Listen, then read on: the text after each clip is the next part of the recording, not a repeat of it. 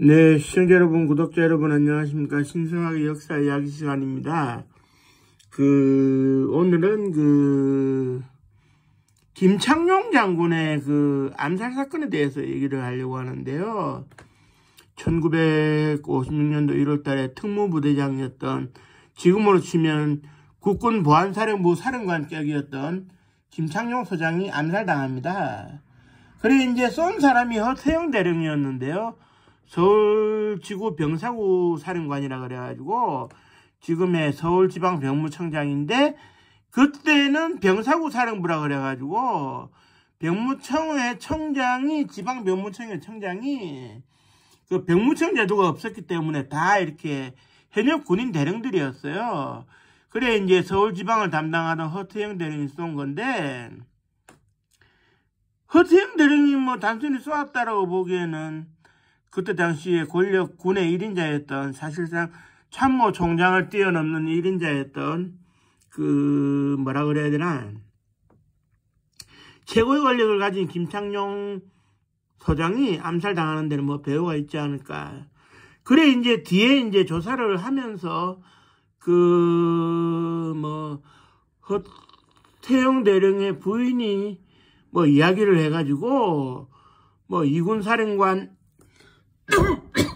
강문봉 중장이나 뭐 공국진 중장 같은 군법회의에 섰던 별이 제가 기억하기로 27개나 됐어요.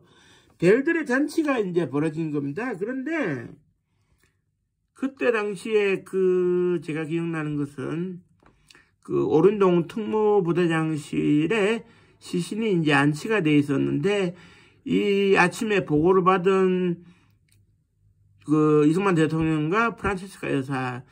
근데 프란체스카 여사는 옷을 갈아입고 왔는데, 이승만 대통령은 어떻게 된 게 마음이 급했는지 잠옷을 입은 상태에서 일어나가지고 외투만 걸치고 온 겁니다. 겨울에 추우니까. 외투만 걸치고 신발 신고 온 거예요. 그래 오른동 특무대장실의 비통에 있는 참모들한테 얘기를 한 거죠. 김 장군은 나를 위해서 대신 죽었다. 그런데 허태영 대령의 뒷배경에 누가 있느냐, 이쯤 되면 누가 있는지를 밝혀야 되는데, 저는 이 사건을 추적하면서 그 당시에 서대문 경무대라는 별칭이 붙어 있었던, 서대문에 살고 있던 만송 이기붕 국회의장이 배우가 아닌가, 저는 그렇게 단정을 짓고 있습니다. 그게 왜 그러냐면, 그때 당시에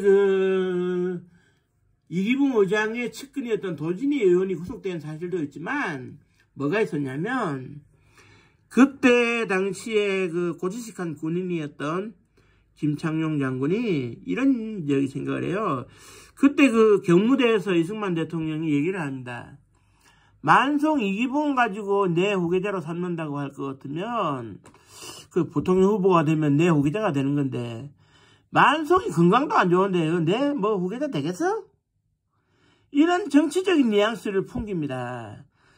그렇게 되니까 이 자리에 있던 김창룡 장군은 이승만 대통령의 이 입장에서 만송 선생, 이기붕 선생이 사라진 것으로 생각을 했어요.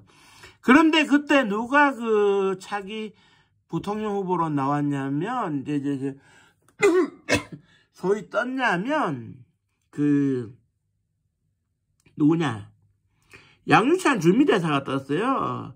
그래, 이제, 김창룡 장군은 양유찬 주미대사의 아들도 만나가지고, 힘을 많이 실어줬던 것 같아요. 그런 가운데 결정적인 사건이 터지는 것이, 군 내에 면 섬유 사건이라는 게 터져요. 원면 사건이라고 하는 게 터지는데, 이게 이제 그때 당시에 자유당의 정치 자금을 조달하기 위해서 이제 군에서 물품을 빼돌렸다 이렇게 되는데, 이게 그때 당시에 분위기 어떻게 올라갔느냐, 국회 국방위원회에서 조사를 하고 했었는데, 과거 51년도 국민방위군 사건 비슷하게 흘러갔어요. 그래, 병사들의 속옷과 내복을 빼돌려가지고 정치자금을 만드는 거 아니냐. 이런 의혹이 있었는데 창피스럽잖아요. 이 원면 사건의 배후에는 자유당과 그 이기붕 의장이 있을 수 있는데, 그래 이기붕 의장이 이 사건을 제대로 수사하지 말도록 김창룡 특무부대장에게 지시 겸 부탁을 합니다. 그런데 이때 이 사건 수사 책임자였던 김창룡 장군은 이 사건을 오히려 제대로 수사하면 이기붕 의장을 낙마시킬 수 있는 기회가 될 수 있다. 이렇게 본 거예요. 그래 원면 사건 수사를 제대로 수사하니까 이 심장이 쪼여오고 가슴이 쪼여오는 것은 누구겠습니까? 이기붕 의장 아니겠습니까? 그러니까 이기붕 의장이 이거 안 되겠구나. 김창룡 장군을 갈아엎어야 되겠구나. 그래 이제 실제로 제가 기억나는 게 그날 그 출근길에 원효로에서 총에 맞을 당시에 그 김창룡 장군의 손에는 그날 대통령에게 보고할 원면 사건의 수사 보고서가 손에 이제 들려 있었거든요. 그리고 이제 김창룡 장군이 죽고 원면 사건의 수사가 허지부지 된 사실은 있는데, 이거는 결국 사건을 덮어야 했던 치명타를 입으면 안 되는 그런 만송 이기붕 의장의 뒷작용이 있었던 것 아니냐. 그래서 이 수사가 제대로 진행될 바에는 김창룡 장군을 없애라. 할 수 있지 않았느냐 이렇게 봐지는데, 그 직후에 양유찬 주미대사가 기자회견을 하죠. 나는 부통령 선거에 출마할 관심이 없다고 선을 그어버립니다. 그러니까 모든 의혹은 이기붕 의장 쪽으로 향해 가는데, 그 뒤에 이제 이기붕 의장 가족이 집단 총에 맞은 변사체로 발견이 되고 역사의 저편으로 사라집니다만은, 저는 지금도 이기붕 의장의 뒷배경을 의심하고 있습니다. 김창룡 장군이 사라지면 제일 이득을 보는 사람이 그 사람이니까.